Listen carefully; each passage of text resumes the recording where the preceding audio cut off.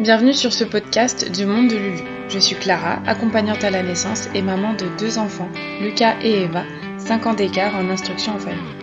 J'ai créé ce podcast pour parler de façon positive de la grossesse, de l'accouchement et de parentalité. Le but, c'est d'écraser les clichés pour reprendre confiance en soi et en son corps. Tu trouveras ici des témoignages personnels, des réflexions professionnelles, des discussions intimes ainsi que des interviews. Et ce, en toute bienveillance. Sache que chacun de ces épisodes sont le fruit de mon propre cheminement, autant personnel que professionnel. Je te propose de m'y accompagner au fil de tes envies. Je te souhaite une belle écoute. Bonjour à toi, aujourd'hui je voulais faire un épisode de podcast pour parler de la dimension sexuelle de l'accouchement. Alors pourquoi en parler ? Bien pour 2 choses. La première chose, ça va permettre de comprendre le fonctionnement des hormones, l'environnement qui leur est favorable avec quelque chose qui nous est connu du quotidien. Et la deuxième chose, ça va nous permettre de bien oser notre accouchement, et ça on en parlera bien. On vit dans une société aujourd'hui où on sexualise beaucoup de comportements, de choses, et pourtant considérer comme l'accouchement faisant partie de la vie sexuelle, oulala, surtout pas, c'est hyper tabou et ça rend les gens en fait mal à l'aise. Pourtant on retrouve dans l'accouchement 5 temps similaires à l'acte sexuel et puis les hormones en commun. Le premier temps, c'est le désir, la phase fantasmatique du rapport sexuel. C'est simplement comparable aux 9 mois durant lequel notre corps et notre esprit se modifient pour l'accouchement lors de la grossesse. Le deuxième temps, c'est l'excitation, engendrée vraiment par le désir profond, les stimulus du partenaire lors de l'acte sexuel. Lors de l'accouchement, ce sont les premières contractions engendrées par la tête de bébé, son appui sur le col, le désir profond de la mère de rencontrer son bébé. Parce qu'en fait, au moment où on va sentir les premières contractions, ou les premiers prémices vraiment de l'accouchement, il va y avoir une excitation, une appréhension normale aussi, mais une excitation de se dire ça y est, c'est le jour J, je vais rencontrer mon bébé. Donc ça, c'était le deuxième temps similaire entre l'acte sexuel et l'accouchement. Le troisième, c'est le plateau. C'est l'excitation stable avant l'orgasme. Ça dépend de la qualité de l'excitation en amont et aussi du lâcher-prise. Ça nous pousse à prendre des positions régressives lors de la pénétration, lors de l'acte sexuel. Et puis, c'est la descente de bébé dans l'accouchement. Ce qui nous pousse également à prendre des positions régressives, vraiment, pour pouvoir diriger bébé, etc. Le 4 pattes, etc. La quatrième, c'est l'orgasme. C'est simple, c'est le cumul d'énergie et de tension qui se décharge pour amener vers l'orgasme, et ça amène vers l'éjection du bébé dans l'accouchement. Et la cinquième, c'est la résolution, c'est le calme après la tempête, c'est quand le corps s'apaise, qu'il y a des moments de tendresse entre les partenaires après l'acte sexuel, etc. La résolution dans l'accouchement, c'est le premier contact avec bébé. Le pot à pot, la tétée d'accueil, les premiers regards, etc. C'est les moments de tendresse après cette éjection du bébé. Après l'émergence du bébé. Donc ça, tu vois, c'est les 5 points qu'on peut comparer.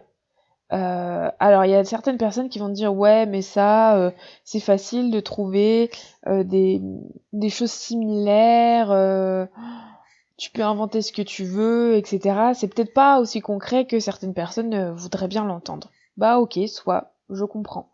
Mais en termes d'hormones, on peut pas nier qu'il y a des points communs.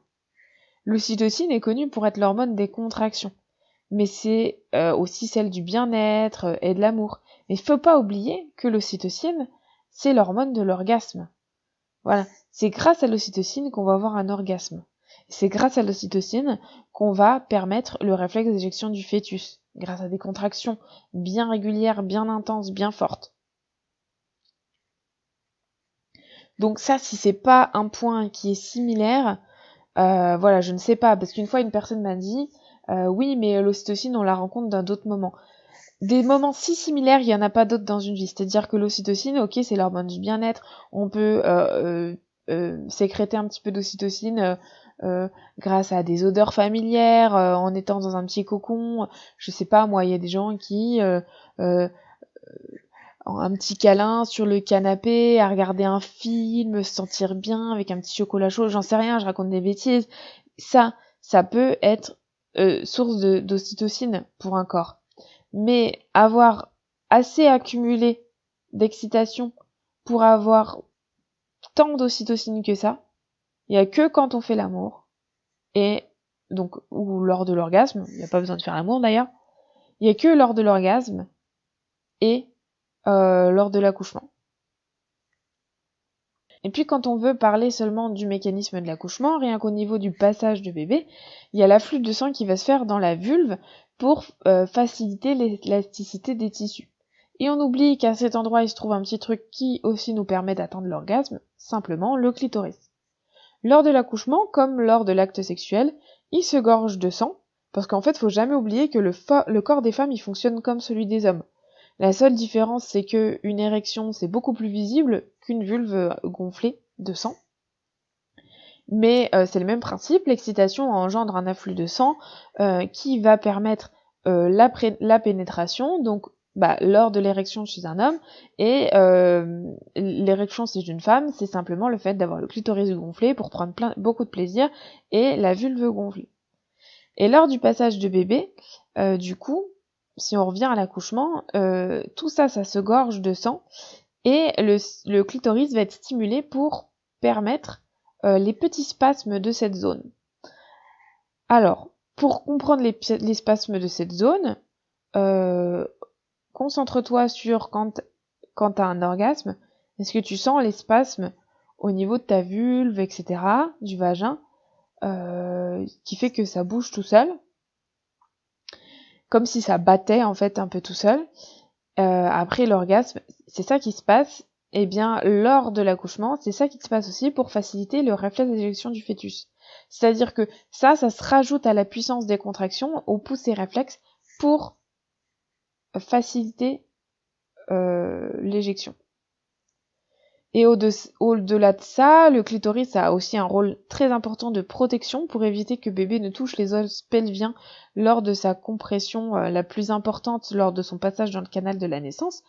Et comme voilà, le clitoris est bien gonflé de sang, eh bien il va bien protéger la tête du bébé. Voilà, toutes ces infos te permettent normalement de vraiment reprendre confiance en toi, en ton corps, en comprenant que tout est en toi. Et puis ça va peut-être aussi te permettre d'ôter ce tabou constant entre le lien entre la sexualité et l'accouchement. Loin de moi de sexualiser une nouvelle fois le corps des femmes, mais les faits sont là. Il y a beaucoup de similitudes entre les deux, et ça peut en fait juste te permettre à la fois, encore une fois, comme je disais au début, d'avoir un référentiel de quelque chose de connu si t'as jamais accouché, et aussi d'oser ton accouchement. Parce que en fait, les conditions de l'accouchement qu'on connaît aujourd'hui ne nous permettent pas d'être toujours pleinement libres et actrices de nos mouvements.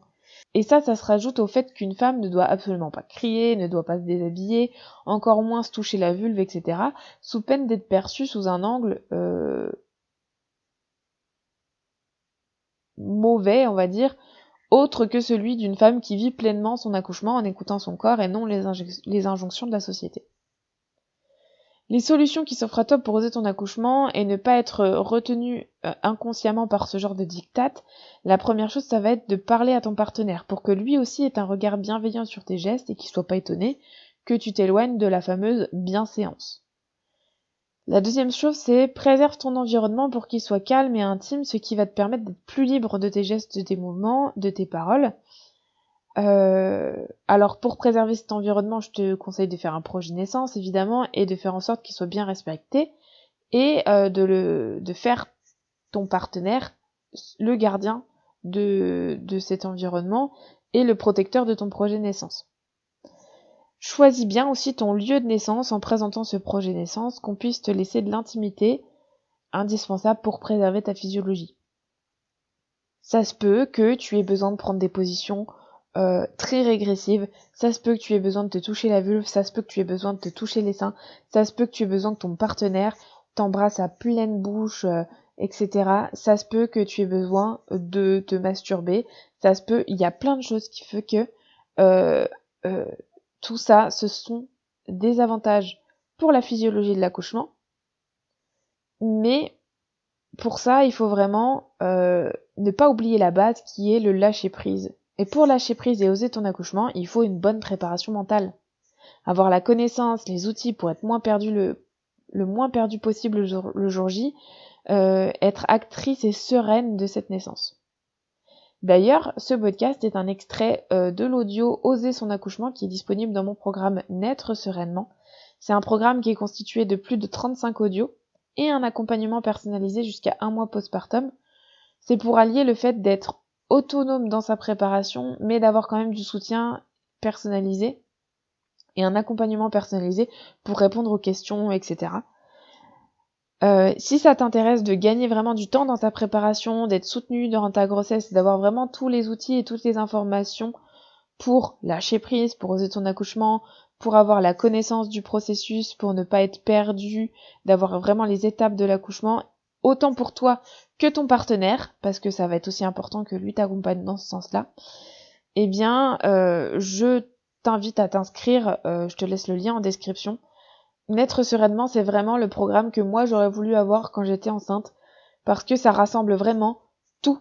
C'est ultra complet et ça ouvre beaucoup le champ des possibles, puisque ça va vraiment, ça parle vraiment de l'accouchement et du postpartum, autant pour toi que ton partenaire, que si t'as déjà des enfants, etc., etc. Voilà, sur ce, je te souhaite eh bien une belle journée ou une bonne nuit en fonction de ton heure d'écoute et je te dis à très vite. Ça y est, c'est la fin de cet épisode et j'espère qu'il t'a plu. N'hésite pas à t'abonner. En tout cas, à très vite ici ou sur Instagram. Plein de belles choses.